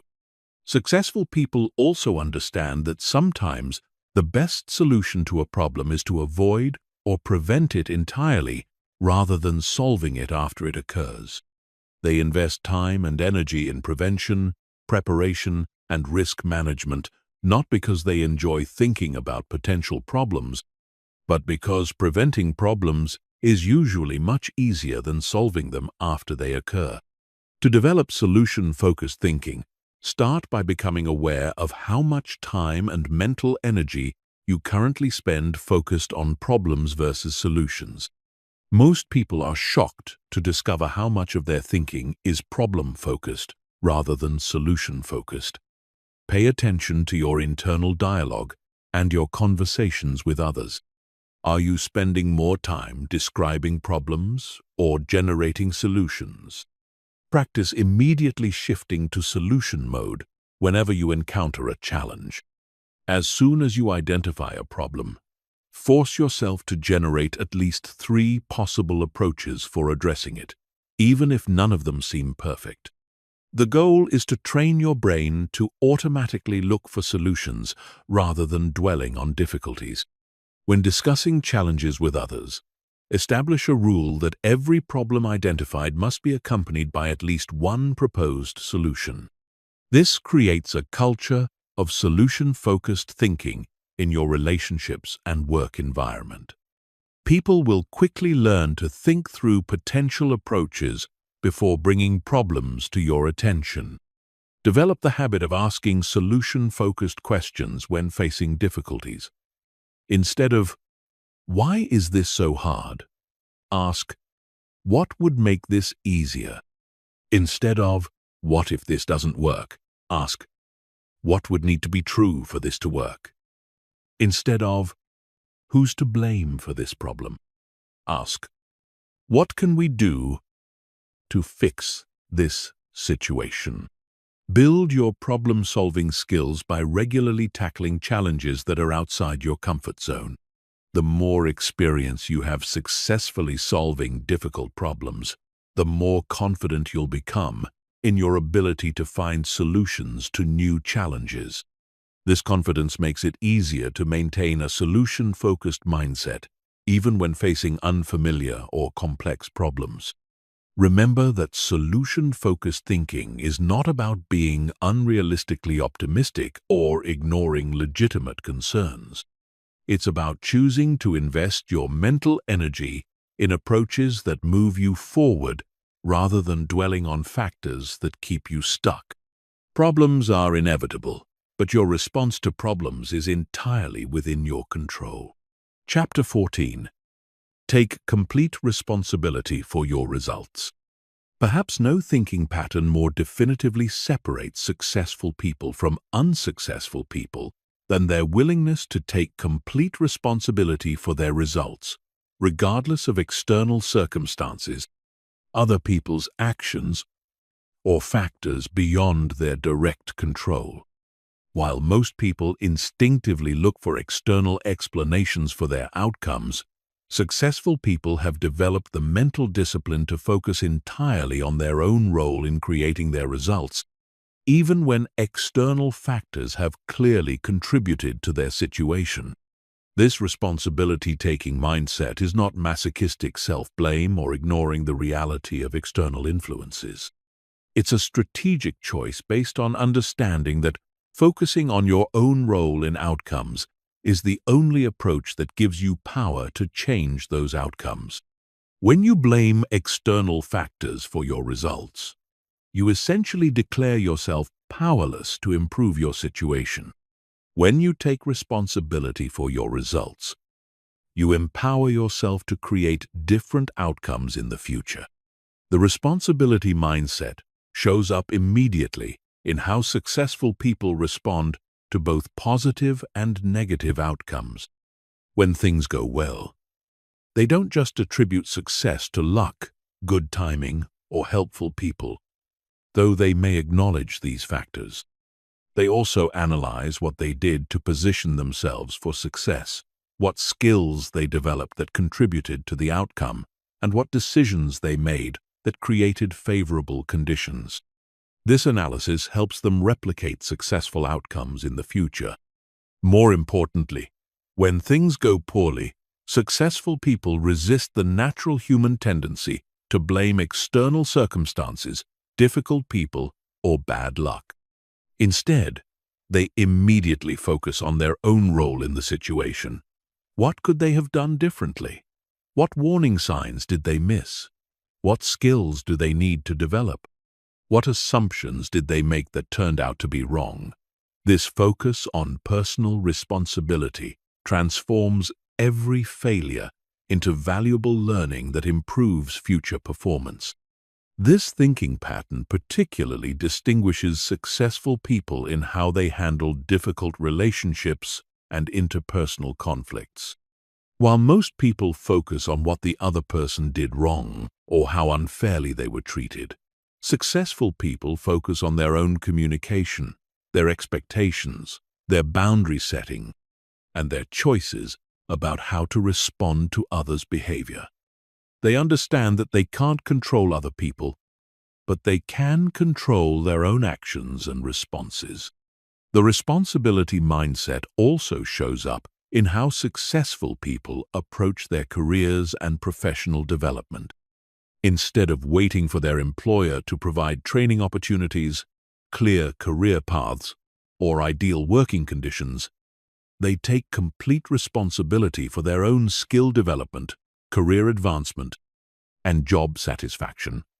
They understand that their professional success is ultimately their responsibility, regardless of their employer's policies or their manager's leadership style. Taking complete responsibility requires distinguishing between fault and responsibility. Fault is about blame and judgment regarding past events. Responsibility is about ownership and action regarding future outcomes. You may not be at fault for everything that happens to you, but you are responsible for how you respond to everything that happens to you. This distinction allows successful people to take responsibility without engaging in unproductive self-blame. The responsibility mindset transforms how successful people view obstacles and challenges. Instead of seeing external difficulties as excuses for poor performance, they see them as conditions that must be factored into their strategy and execution.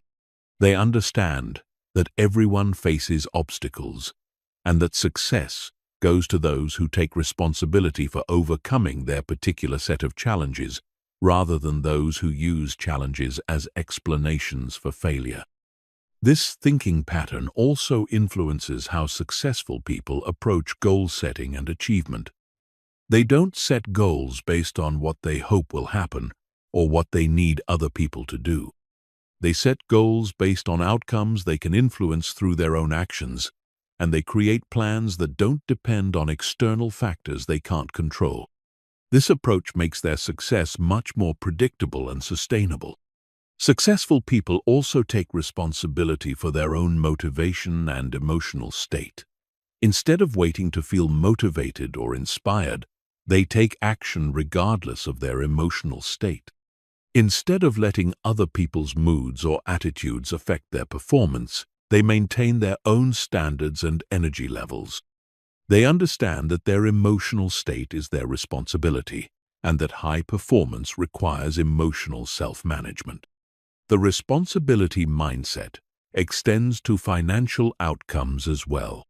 Successful people don't blame their financial situation on economic conditions, their employer's compensation policies, or their family background.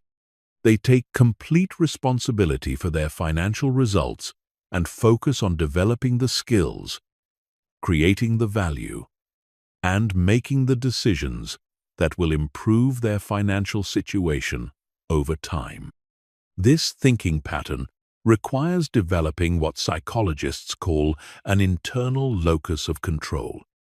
The belief that you have significant influence over your outcomes through your own actions and decisions. People with an external locus of control believe that their results are primarily determined by external factors like luck, other people's decisions, or circumstances beyond their control. This external focus creates a sense of helplessness that undermines performance and satisfaction. Taking complete responsibility also means being honest about your current capabilities and limitations without using them as excuses. Successful people acknowledge areas where they need to improve, but they focus on developing those capabilities rather than using their current limitations as reasons why they can't succeed. They take responsibility for becoming the kind of person who can achieve their goals. To develop the responsibility mindset, start by eliminating blame language from your vocabulary and thinking. When something doesn't go as planned, resist the urge to immediately identify external factors that contributed to the outcome. Instead, Force yourself to focus first on your own role in the situation. What could you have done differently? What will you do differently next time? Practice responding to setbacks and failures by asking empowering questions rather than disempowering ones. Instead of, "Why does this always happen to me?" ask, "What can I learn from this situation?" Instead of, "It's not fair," ask, "How can I position myself better for future opportunities?" Instead of, "They should have," ask, "What should I have done differently?" Take responsibility for your own development in every area of life. Don't wait for your employer to provide training, your friends to be supportive, or your family to understand your goals.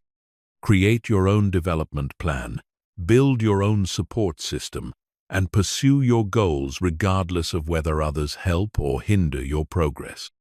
Begin viewing every outcome as feedback about your current approach rather than as evidence about your capabilities or worth as a person.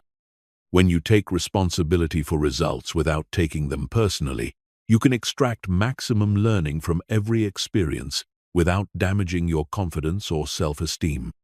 Remember that taking complete responsibility is ultimately about empowerment, not self-punishment. When you take responsibility for your results, you gain the power to change those results. When you blame external factors, you give away that power to forces you can't control. The most successful people are those who have chosen empowerment over victimhood, regardless of their circumstances. Chapter 15. Think long, term, while acting short, term. The final and perhaps most sophisticated thinking pattern that separates truly exceptional people from everyone else is their ability to simultaneously maintain a long-term perspective while taking consistent short-term action. This dual time horizon thinking allows them to make decisions and investments that may not pay off immediately, but that compound over time to create extraordinary results, while also maintaining the discipline to execute daily actions that move them toward their long-term vision. Most people operate at one extreme or the other. Some are excellent at long-term thinking and vision, but struggle with consistent daily execution. They have grand plans and inspiring goals, but lack the discipline to do the mundane daily work required to achieve those goals. Others are excellent at short-term execution but lack long-term perspective. They work hard every day, but without strategic direction, often finding themselves busy, but not necessarily productive toward meaningful outcomes. Successful people have learned to integrate both time horizons into a coherent approach that maximizes both their immediate effectiveness and their long-term trajectory. They understand that long-term success is built through the accumulation of many short-term actions, but that those short-term actions must be guided by a clear long-term vision to avoid the trap of being busy without being effective. This integrated thinking shows up in how successful people approach goal setting and planning. They start with a clear, long-term vision of where they want to be in 5, 10, or 20 years. Then work backward to identify the milestones they need to hit in the shorter term. But they don't stop at yearly or quarterly goals. They break their long-term vision down into monthly priorities, weekly objectives, and daily actions that keep them consistently moving in the right direction. The long-term perspective prevents successful people from making short-sighted decisions that provide immediate gratification but undermine future success. They're willing to make sacrifices in the short term, invest in learning and development that won't pay off immediately, and choose delayed gratification when it serves their long-term interests. But their short-term action orientation prevents them from using long-term thinking as an excuse for procrastination or lack of urgency. This dual thinking pattern particularly shows up in how successful people approach skill development and learning. They identify the capabilities they'll need to achieve their long-term goals, then create systematic approaches for developing those capabilities through daily practice and learning. They understand that mastery is built through years of consistent effort, but they also know that those years are made up of individual days of deliberate practice.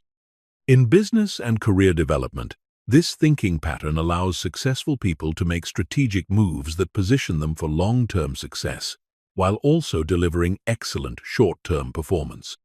They might take on challenging assignments that will develop important skills, build relationships with people who could be important future collaborators, or invest in learning technologies that will become critical to their industry.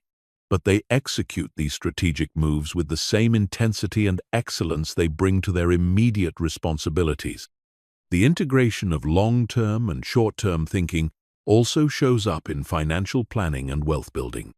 Successful people make investment decisions based on long-term appreciation and compound growth rather than short-term market movements. But they also maintain the discipline to save and invest consistently every month, understanding that wealth is built through the accumulation of many small investments over time rather than through occasional large windfalls. This thinking pattern requires developing what could be called strategic patience. Strategic patience means being willing to wait for long-term results while maintaining urgency about short-term execution. It means understanding that some outcomes take years to develop while insisting on making progress every single day. It means being patient with results while being impatient with action. Successful people also use their long-term perspective to maintain motivation during difficult short-term periods. When daily work becomes challenging or progress seems slow, they remind themselves of their long-term vision and why their current efforts matter. This connection between daily actions and long-term outcomes helps them maintain consistency even when short-term rewards are limited. The dual time horizon approach also influences how successful people handle setbacks and failures. Their long-term perspective prevents them from being derailed by short-term disappointments because they understand that setbacks are temporary and normal parts of any long-term journey. But their short-term action orientation prevents them from wallowing in disappointment or using setbacks as excuses for inaction. They process the disappointment quickly and then refocus on what they can do today to get back on track. This thinking pattern also shows up in relationship building and networking. Successful people invest in relationships that may not provide immediate benefits, but that could be valuable over many years. They understand that strong professional networks are built over decades through consistent value creation and relationship maintenance. But they also focus on providing immediate value to the people in their network, rather than just thinking about long-term benefits. Another key aspect of this integrated thinking is the ability to adapt long-term plans based on short-term feedback without abandoning long-term vision. Successful people regularly review their progress and adjust their strategies based on what they're learning through daily execution.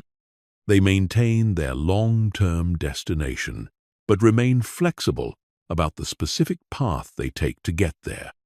To develop this dual time horizon thinking, start by creating a clear, long-term vision for each important area of your life. Then systematically break that vision down into shorter-term milestones and daily actions. Make sure you can connect every major daily activity to a long-term objective, and make sure every long-term goal has corresponding daily actions that move you toward it. Create systems for regularly reviewing both your long-term progress and your short-term execution. Schedule time weekly to assess whether your daily actions are aligned with your long-term goals, and schedule time quarterly or yearly to evaluate whether your long-term goals still reflect your deepest values and aspirations. Practice making decisions by considering both immediate and long-term consequences. When facing choices, ask yourself both, what will give me the best short-term results? And what will position me best for long-term success? Look for options that serve both time horizons when possible, but when trade-offs are necessary, generally favor long-term benefits over short-term convenience. Develop patience for results while maintaining urgency for action. Understand that most meaningful achievements take longer than you initially expect, but that consistency of effort over time will ultimately produce extraordinary results. Focus your energy on controlling your daily actions rather than worrying about the timing of outcomes. Remember that thinking long-term while acting short-term is not about sacrifice or delayed gratification for its own sake.